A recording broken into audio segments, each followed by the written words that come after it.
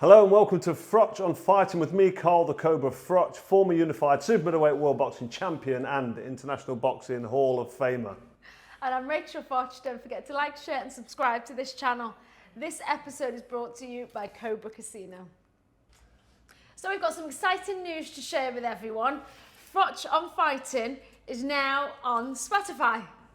Get on my level. Get on my level. No, we've leveled up on Spotify. So not only can you watch, you still watch it on Spotify. If you're going to watch, tune into YouTube. But if you're going to go on Spotify, maybe when you're travelling to and from work, listen to it in your car. Now, But you can actually still get the visual on Spotify. Yeah, you can. Which is pretty cool. So you can watch us now on YouTube or on Spotify. But Froch on Fighting is on Spotify, which is great news. Brilliant. And when you go on Spotify, don't forget to give it a follow. So this week we've got another question and answer. So I've invited my gorgeous wife, Rachel, as you've already seen in the opener. Not a great deal worth talking about going on in the boxing world, as far as I'm concerned. So thank you for sending the questions, really appreciate it. And if you're not already, Tom Aspinall was on last week.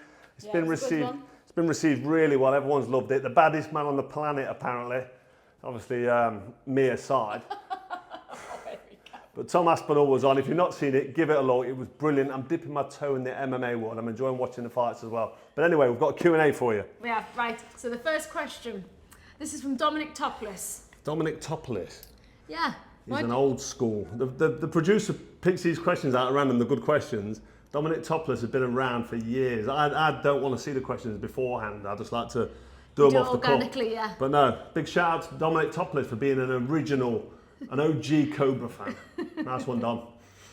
Right, so he asks, how did the opportunity come across for you to be involved in the film Salvable? And are you having a cameo appearance? Salvable. Had the opportunity. So Toby Cabell, Shia LaBeouf, main characters. When Toby took the role, he said, if I'm going to do some boxing, I need somebody to show me how to box properly. And I want Carl Froch. Straight away, I want Carl Froch. He actually went to the same school as me, not at the same time. He's a bit younger than me. Yeah. Most people are these days. But yeah, so he asked for me. So they drafted me in. Me and Toby met. We did some body sparring. I trained him up. I'm more of a technical producer on the fight scenes. So because there's boxing scenes, I don't bare knuckle boxing scene in the film. They wanted it to look authentic and they wanted it to look real. Because some of these boxing, even if you go to Rocky, I love Rocky, don't get me wrong, but the fight scenes, they're not really believable. No. But yeah. And that's old school though now, isn't it? Absolutely, yeah. I mean, it's the best for me. That and Raging Bull, which we've talked about before. But yeah, he wanted me involved, so they got me involved, and I did some technical production, I think that's the correct term, on the fight scenes. And have I got a cameo role? Yes, I'm right at the beginning of the film, in the corner of one of the prospects, just sparring. So I say a few words, but my face is on there, that's all you need to see. But yeah, it's good question. Now look out for that, that's going to be released later this year. I think we're going to I think September, October, so pretty soon. Oh, that's quick. Yeah, it's a big film, they're looking to get an award, so I'm really excited about that'll be exciting about this film. So we're going to go down to the red carpet, we'll go to the premiere, rubbing shoulders with the A-listers. Aren't they lucky, all them A-listers, they get to rub shoulders with the Cobra. You know what was coming then, didn't you? Yeah. Right, next question. Thanks for the question, Dom. User J1 says, which opponent was surprisingly easier than you thought they'd be? I don't think we've ever had that question before. Surprisingly easier. You know who jumps out to me? A guy called Sergey Tatavoisian. And he was, the reason I thought he'd be a difficult fight, he'd just gone, I don't know if he went 12 rounds or Howard Eastman stopped him. There's a guy called Howard Eastman, a Battersea bomber, and he's from Battersea. And I used to do a bit of sparring with him, proper hard man. He boxed William Joppy last. He also boxed Bernard Hopkins and kind of threw it away. He wasn't busy enough. But I trained with him in Fort Lauderdale, north of Miami, for that fight. And when he fought Tatavoisian made him fight and made him work hard. I think Howard Eastman made hard work of it. And when Rob McCracken said you're fighting Tatavoisian, it was before I fought for the British title, and it was like I might have already been British champ actually. Before I fought for the world title for sure. But it was a good step up, good level up, and I got in there and I just hammered him. That fight was like 2, 3, maybe 4 rounds. I got to him, backed him up, smashed him to bits. I think I was too big for him actually. He boxed Eastman at middleweight. Too big, too strong. And then too big and too strong. You know the game. But yeah, that was a surprising win. I mean, I'm not going to disrespect someone like Robin Reid because I stopped him in 5 rounds, but when I boxed Robin Reid, he was past his best. He'd already been beaten a couple of times. I thought he beat Joe Calzaghe, which I mentioned before, Robin Reid. When I fought him, his heart won it in the game. But that was another one I thought was going to be really tough. But Robin Reed just, he wasn't. He was probably 70% of himself. I'm not going to brag about beating Reed because Reed was a great fighter, a solid puncher. He hit me with a right hand in round 4 or 5. And I thought I was walking back to my corner, but I was actually walking in the wrong direction because I was still a bit wobbled. Okay. But no, Sergey Tatavoisian, that was surprisingly easy and a great win for me. That was on Sky Sports as well. I can remember Adam Smith commentating on that. Well, okay. Right, next question. Cam asks, who wins, Vladimir Klitschko or Alexander Usyk? Ooh, Klitschko, Usyk. Which Klitschko? Vladimir Klitschko. Usyk. Klitschko's very big, strong. Saw AJ beat him. He was past his best though. Been on the sofa for 18 months when AJ fought him. Didn't really try as well. He had AJ on the floor, then he stopped throwing punches for some reason. I just think Alexander Usyk's too good. Yeah, Usyk probably beats Klitschko. A prime Klitschko, really big and strong, powerful, tall, but Usyk's grown into the weight. Take on that big man, can't he? He can. And he just beat Tyson Fury. Yeah. You can't say that Klitschko beats Usyk based on him bashing AJ up twice. Battered him, didn't he? Yeah. Levels, isn't it? It's all about the levels. And he beat Tyson Fury, so you can't write Usyk off. So who wins? Usyk beats Klitschko. Be a great fight though, but Usyk wins. Scott Diverson asks, Alexander Usyk has said he would welcome a third fight with AJ if the opportunity presents itself. Are you interested in seeing this? Would I want to see it again? I won't be that excited about seeing a third fight because Usyk beat him conclusively twice. But if he does beat Dubois, which is the favourite for Dubois, I'd like to. I wouldn't like to think, but I would think that the smart money would be on Anthony Joshua, just by way of experience. He's been involved in more world title fights, and I think that experience going to help him massively against Dubois. But if Dubois goes for it and sticks it on him, we'll be doing a preview anyway before that fight. Dubois, excuse me, Dubois has got a big chance, but and I just choked on my old Shanda. I'm drinking the Radler Shanda in between takes. Hang on, I might as well. It's hot in here, you know, sweating here. It's like a sauna. So yeah, Usyk beats AJ in the third fight. He's done him twice, so he'll do him a third time. But that's nothing against AJ. Usyk is class and he's so good in that ring. Yeah, I think you're right. I can't see him losing. No. Michael Lloyd asks, what's your favourite quote, scene or Brentism from The Office? Favourite quote? Oh, there's so many quotes. What's my favourite one? You must do some every day.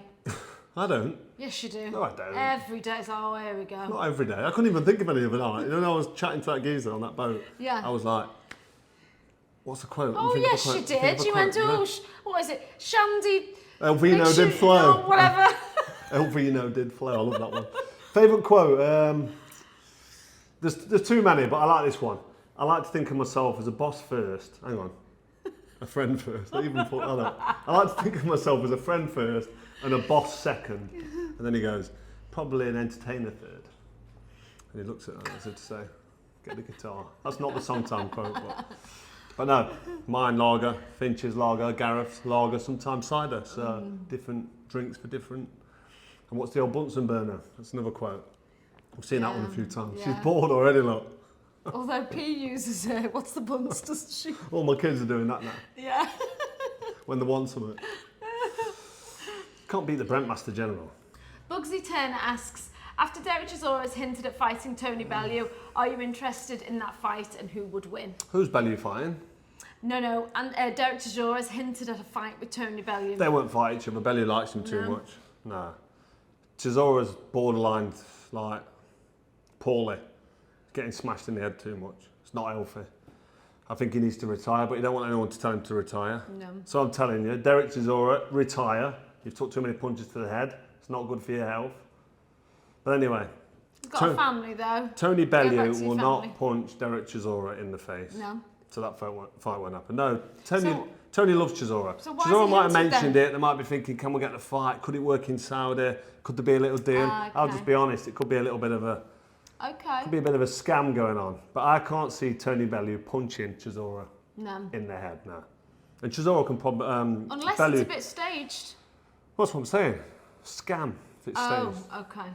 Scam alert. You've heard it here first. Bellew won't fight Chisora.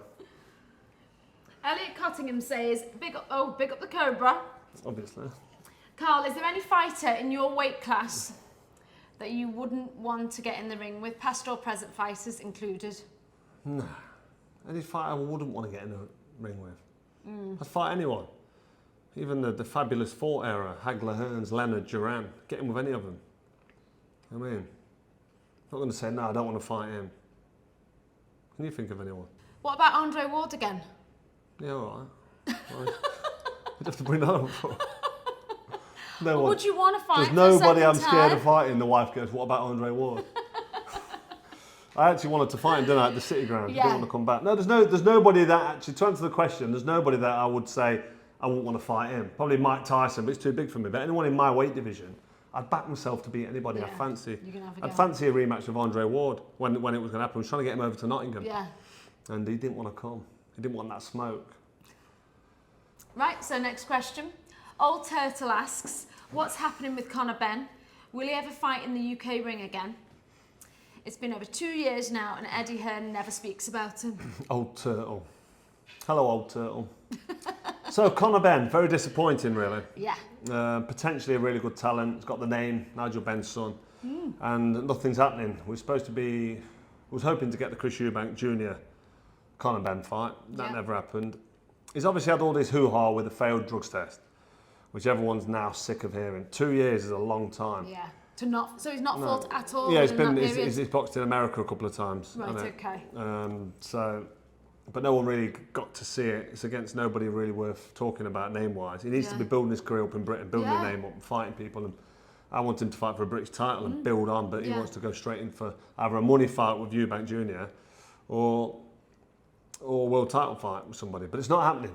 So my theory is maybe he's been in front of the board, which we don't know because we keep saying, look, get in front of the board. That's what my advice has been. Maybe he has Maybe been. he's been excited. Get in front of the board, take your punishment, take it on the chin, serve your ban, do your fine, whatever they do, and then get on with your career.